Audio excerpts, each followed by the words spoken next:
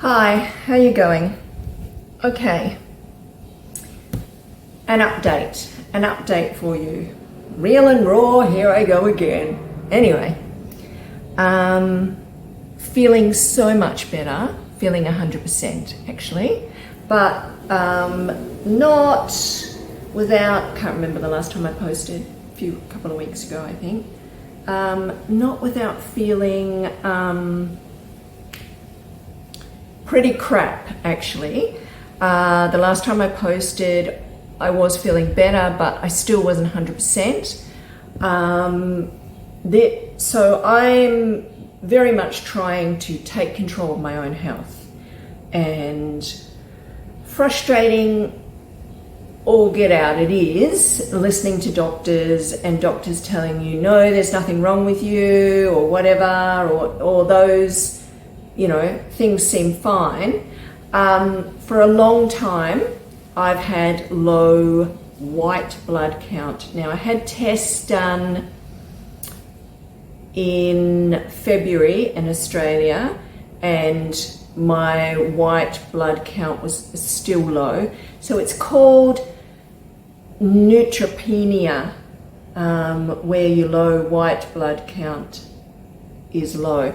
I've had this for quite a while, so I've had it for, like, it's not normally alarming if it's, you might get it once or twice and then they'll check you again and it should build up, it should improve with your diet, it should improve because you're recovering. You might have low white blood count if you haven't been well. So mine's been for over a year. The February test keeps showing the low white blood count. So it's a chronic condition, it's a long-term thing. I'm just so over getting infections, getting the flu, getting the next bloody, you know, as I said, if I get the flu or I get a sore throat, you know, everyone else around me has been getting a sore throat, they have it for 5 days, it's gone. Me, 2 weeks, 3 weeks, and I'm down for the count. It's so frustrating. So the latest one was concerned, well shit, is it something to do with diabetes, right? Because having trouble regulating my blood sugar levels, craving to eat, thinking it might have been that, a lot of thirst, but I think that's just to do with not having enough hydrolytes. So I've got potassium in my water now and salt and magnesium, so increasing my hydrolytes. It's just, it's like a never-ending battle, but I'm trying to get healthier and stronger and not be susceptible to getting flus that take me out for the count so readily, so often. Because of the autoimmune condition, because of the Hashimoto's, my thyroid's been out again. But I went and had tests done, and your thyroid can be out even because you've got a bout of the flu, you know, so your thyroid will be out then. It's like, it's been really difficult trying to find an integrative doctor to work with me with everything without it costing an absolute bloody fortune, like really expensive. So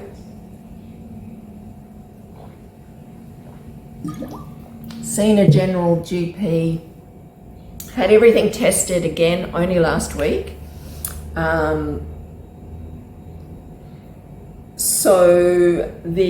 Because I thought, well shit, need to check if it's to see if it's glucose intolerance, insulin, you know, diabetes, it runs in my family, so I've got that checked out. It's not that, thank God, not that. So that's all fine. My calcium levels were low and having trouble keeping them, trying to increase them. But they tend to be, when I got that tested outside of my own bioenergetic tests that I do. The blood test for calcium came back just at the bottom end of normal, so they considered it okay. The blood tests come back for the white blood count as low, same as it did in Australia. But the doctor said to me, and this is an Indonesian doctor, oh, we won't worry about that too much. So I'm sorry, and this is a young GP, lack of English speaking, who's just saying that we don't worry about that. They don't think it's anything to worry about, whereas I do, because I've had it for a long time. So your general GP is not going to think it's anything to worry about, because they just want to get just under the markers. So mine obviously come in under the markers. It came in at 221 and it's meant to be 240 or 230 above, and mine was 221, I think it was. It's meant to be somewhere between 230 and I can't remember what it was, 260 range or something or other. So we're definitely coming under, but they don't worry about that, I got told. Well, this just annoys the shit out of me, because not only am I concerned about the low white blood count, which affects your bone marrow, and showing in my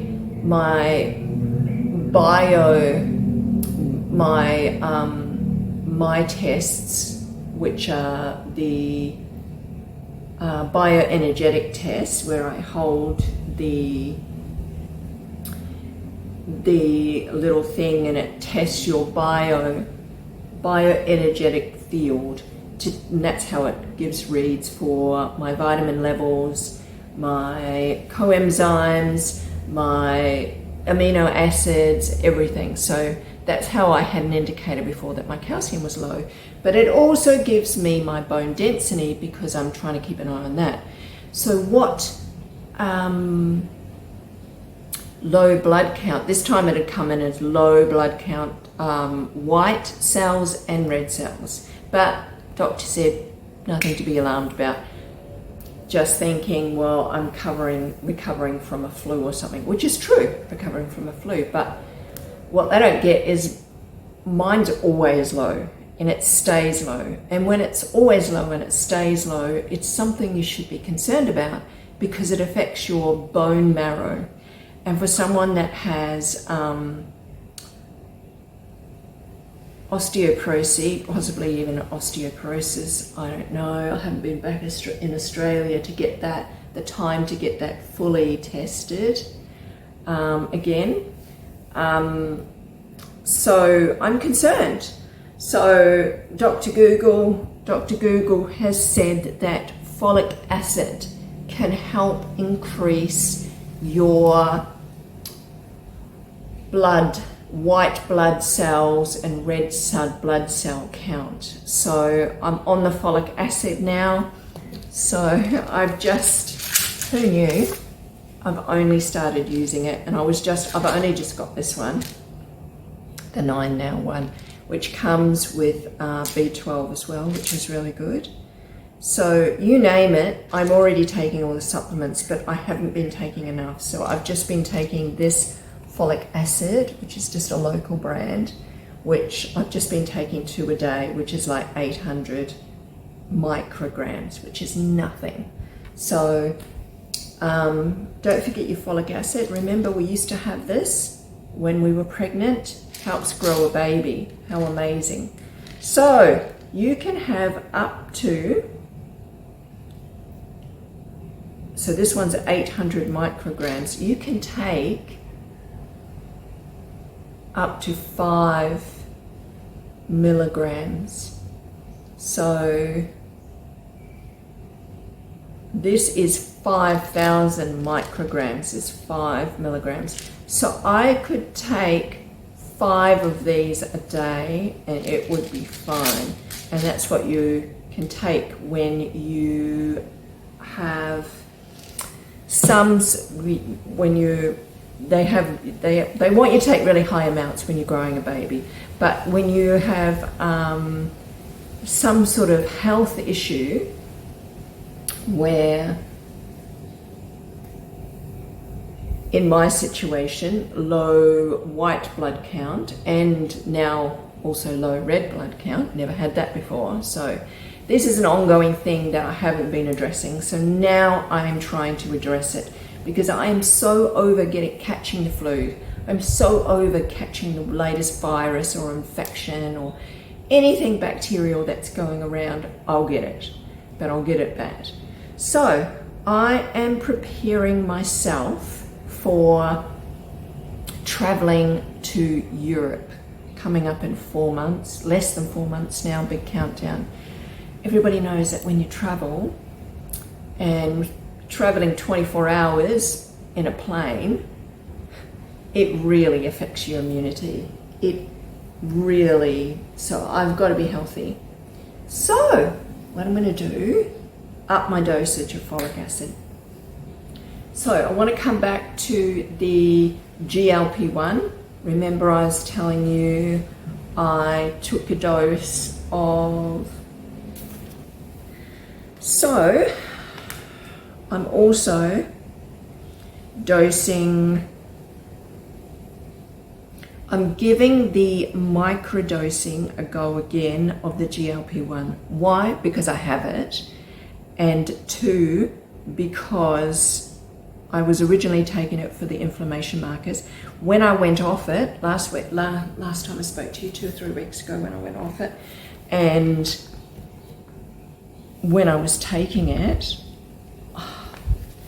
I took, which I thought was a microdose, was 125 mcgs, micrograms, which is very small a dose because you're meant to start with 500, but that was not small enough for me. The following week I took 150 grams of micrograms, mcgs, and increased my dose, which was so stupid. Wasn't listening to my body.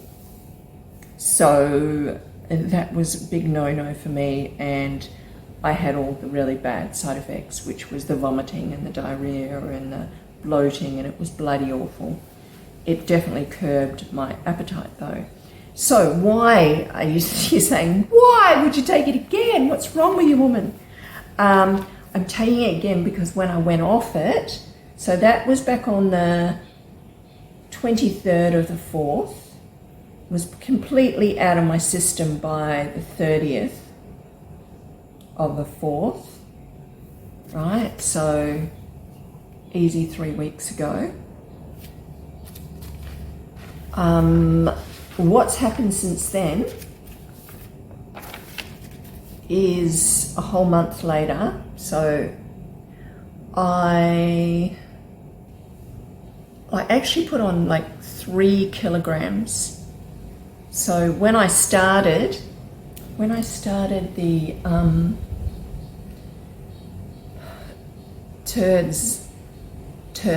tirzepatide, gave me, when finishing it, so much hunger that I really refed really well. So I was eating really well, and I was eating whatever, whenever, because I was trying to heal my gut. I wasn't eating junk, don't get me wrong, I'm not doing that, but I started to have a lot more carbs is what I had. So still my high protein, still my smoothies, but I also started to have lots of fruit and yogurt. So the sugar in my diet was predominantly all from fruit, and it's from pineapple. Love pineapple, great, it's got bromelain in it, it's really good for you.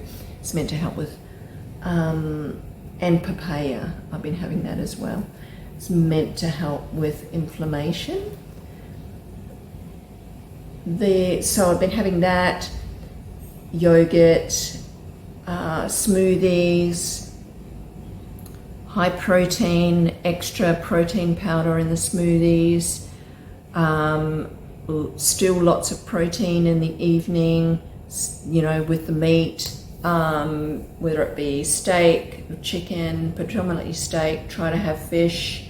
I have been having chicken livers once a week with bacon and onion on toast with tomato, because I don't exactly love it, but it's really increased my vitamin A levels, and that they have leveled out, which is really good because that was under. So I've managed to level that out by eating regularly once a week the chicken livers. So I'll continue to do that because it's obviously really good for me. What else? So yeah, and I just have it on healthy bread, you know, grain breads. Having oats, I had oats 2 to 3 times a week, and that I'm doing that for my gut, for the for good gut, doing the old oats. So yeah, I'm really regular, so that has been amazing. But put on weight with all this food. So I have been ravished though eating. So I've come back to the GLP-1 and I've mega microdosed it. Started on the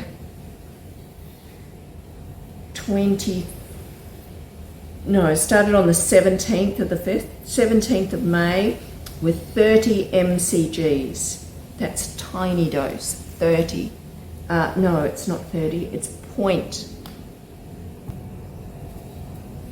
These insulin syringes confuse the hell out of me. So this is 50 units, which is half a mil, whereas these ones go in 1 mil.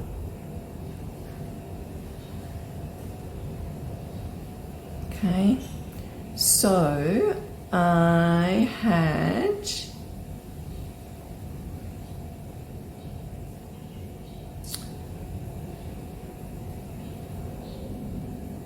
0.05 of a mil. Well, I had 0.03 of a mil, which I'm thinking, so I had that and I had no side effects, and it helped with my hunger. Oh my God. It was really helpful because I was just eating like you wouldn't believe when I went off this. I felt like I had to have more meals, which was really annoying, which is probably why I put on weight. I also wasn't counting calories or anything, because I never count calories. But the thing that concerned me is I don't put on weight. Like I don't, because of this GLP-1, I put on weight. I'm not saying that I don't ever put on weight. Obviously, I eat stupidly, I will put on weight. But normally I retain my weight around about 60 kgs. But before starting this, I was around about 59 kilos. And 59 to 60, or somewhere in that range. I got up to 62 and a half. So yes, definitely put on like 3 kilos, I would say. So I was having trouble regulating my glucose, my insulin levels, and my hunger for food.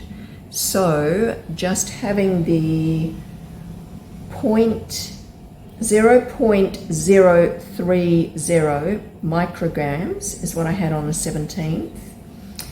On the 21st, 4 days later, which was yesterday, I had another 50 mcg, zero, so I had 5 units. It would be 5 units on this tiny little thing, which is like this.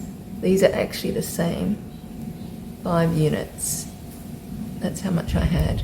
This top portion here, 5 units. This is, which was actually 0.050 is what I had. 0.0.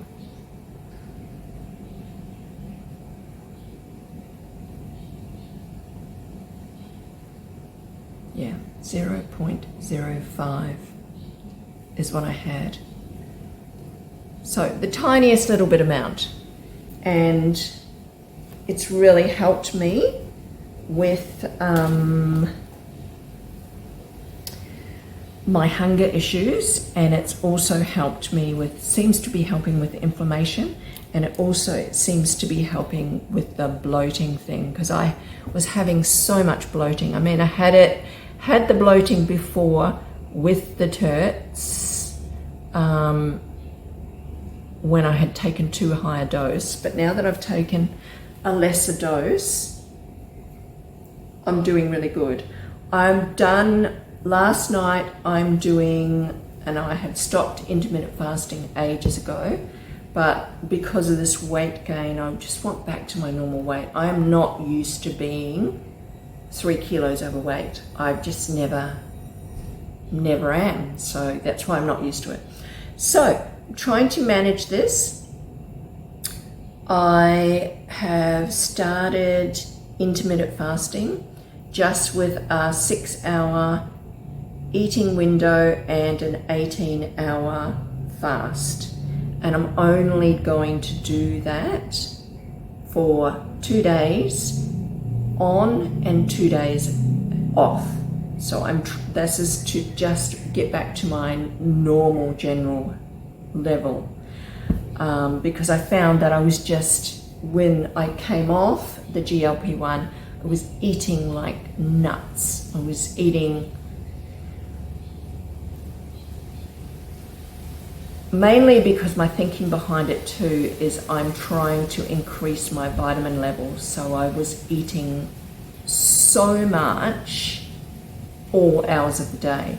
So I would have like a milk, hot chocolate milk or a milk or something just before I went to bed at like, now there's nothing wrong with that, and I'll have that again for the experience, but and I'm not going to fast continuously because I know that that's really wrong. So my latest learnings is it's very beneficial for menopausal women to do intermittent fasting, but to do it in the way where they're not doing it all the time. And the latest study from Australia, I think there was a latest study on menopausal women with intermittent fasting. The most beneficial way for us to fast is to do it for 2 days and then have 2 days off, because then it doesn't affect your cortisol levels in a huge way. And I also believe that it's much better to not get adapted. It's much better to do these health things in varying time spans, not just continuously the same, which I was guilty of doing in my early 50s. I was not only malnourished being vegetarian, but I was intermittent fasting, which was extremely bad on my cortisol levels. So now my knowledge base is to intermittent fast for only 2 days, then have 2 days off. So I will just eat normally for 2 days before I do the 6-hour feeding window. But the difference is now within my feeding window, I am making sure I'm getting my high protein. I am getting some carb because I need that carb. So I will be having good like good carbs, and I'm not saying white bread. I'm having wholemeal or something with seeds and grains on it. I'll have oatmeal. I'll have like a potato, pumpkin, or sweet potato. Been having lots of beetroot, because beetroot helps with my my neutropenia, helps with the white and the red blood count. So that's why I'm doing that. So I'm hoping this is going to work. Also increasing my nicotinamide. Currently, the latest test that I did, my nicotinamide levels are low, and well, this has been the same ongoing. I have been taking MNN. It's not making any bloody difference. So obviously I need to increase that. And I'm on a woman's multi, and I feel like I've got to increase that as well.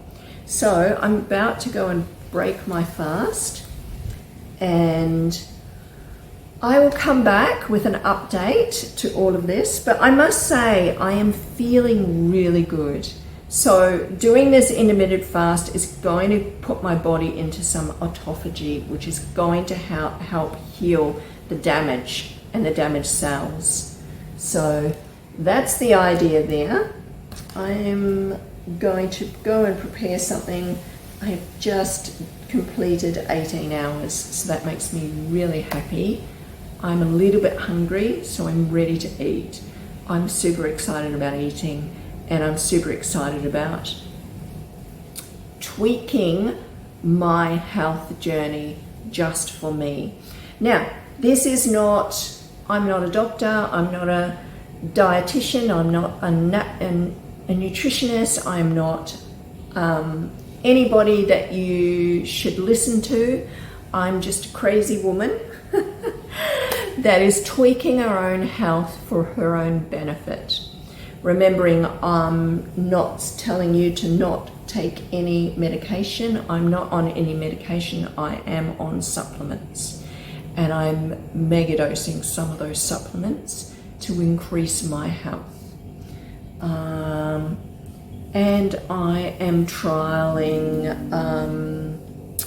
peptides to increase my health.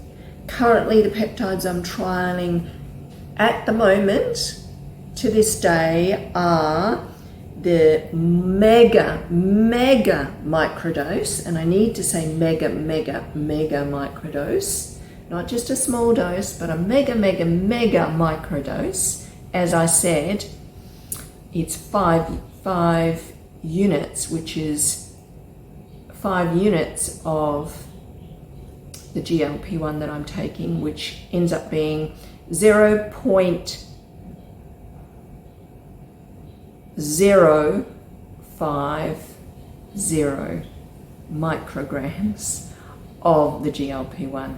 And so I've taken that yesterday. It's good. I will probably, when I start to feel the effects of that wearing off, where I'm feeling ravaged to eat more than what I should, I will probably have another dose, because I don't feel that it lasts a full week. I feel like it lasts 3 to 4 days, and that's why I'm doing that. I'm microdosing that way when I feel the effects.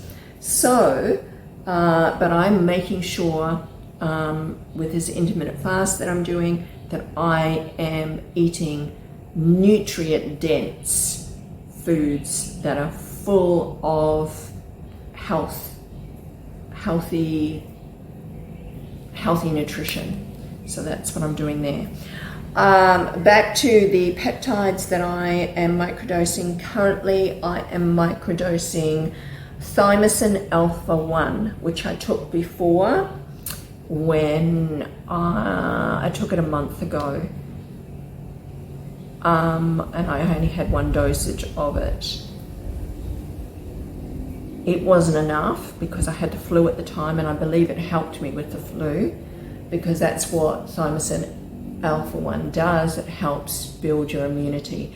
But at the time, because I had the flu and I took it, it just helped me recover from the flu faster. But because of my autoimmune condition, my health, I recovered in 2 weeks. Probably I would have recovered in 3 if I hadn't taken it. So I don't have the flu at the moment, and I'm taking it now to build my immunity. I finally got to the stage where I'm starting to build my immunity again.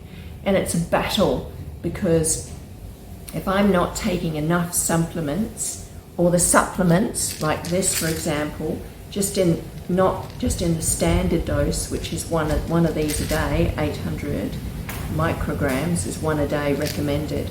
I need to take 5 times that to make any difference for someone like me that has such low immunity, is battling these health conditions, this neutropenia, the bone density issues. So this is me taking my health into my own hands. I don't recommend it to you. I'm not suggesting you do that, but I believe I'm capable of doing this because I can't get the help that I need from the GP. And I'm talking about a general GP. Maybe a specialist GP would help me, and be saying to take the 5 times of this to increase my white blood counts and my bone marrow. But I'll let you know. Stay tuned. And the thymosin alpha 1, I will be running this dosage over the next month or 2 to build my immunity for towards traveling, and that's the aim there. Doing all these things along with my really nutritious diet, my packed full of high protein and good nutrition, and my exercise. Okay, so I'm going to leave it there. Again, rattled on far too long, but that's where I'm at, and I'll come back for more soon. Okay, bye, see you.